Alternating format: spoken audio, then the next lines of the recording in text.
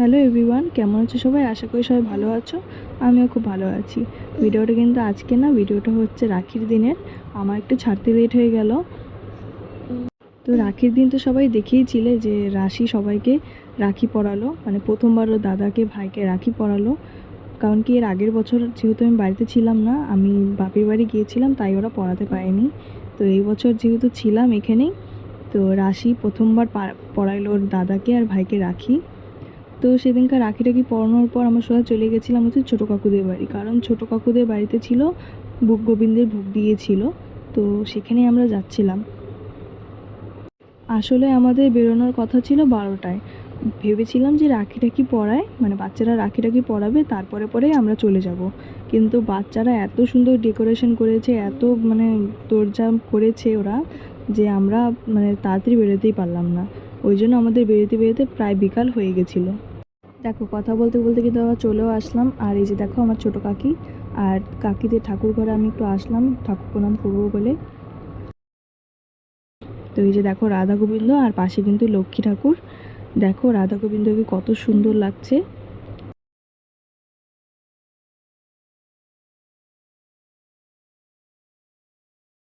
তারপর কিন্তু আমরা প্রসাদ টসাদ খেয়ে বেরিয়ে গেলাম, দিদি ভাই আমি কাকি সবাই মিলে কিন্তু চলে গেলাম একটু ঘুরতে।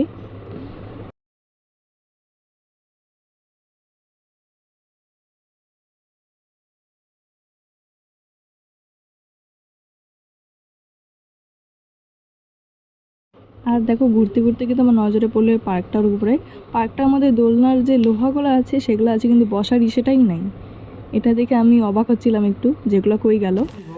বাবু কই? কোথায়? বুড়ি ধরবি? ধরবি? চল, বেচারাকে বাইন্দে রাখছে। ধরবি? এই যে রাত্রেবেলা চোখগুলা কিরকম লাগে না দেখতে। বাবু কই? বাবু কই? বাবু কই? বাবু ওই যে বাবু কই? বাবু হ্যাঁ মা, ওই যে বাবু। কই বাবু? এই বাবু, হ্যাঁ এটা বড় হয়েছে না?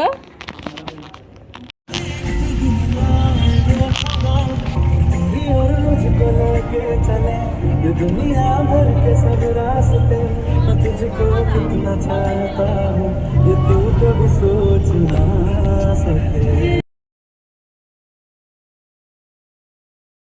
তারপর আমরা সবাই গান শুনতে শুনতে বাড়ি চলে গেলাম। তো ভিডিওটা এখানেই শেষ করছি, দেখা হচ্ছে নেক্সট ভিডিওতে। ভিডিওটা যদি ভালো লাগে তাহলে অবশ্যই লাইক করে দিও আর আমাকে ফলো করে দিও।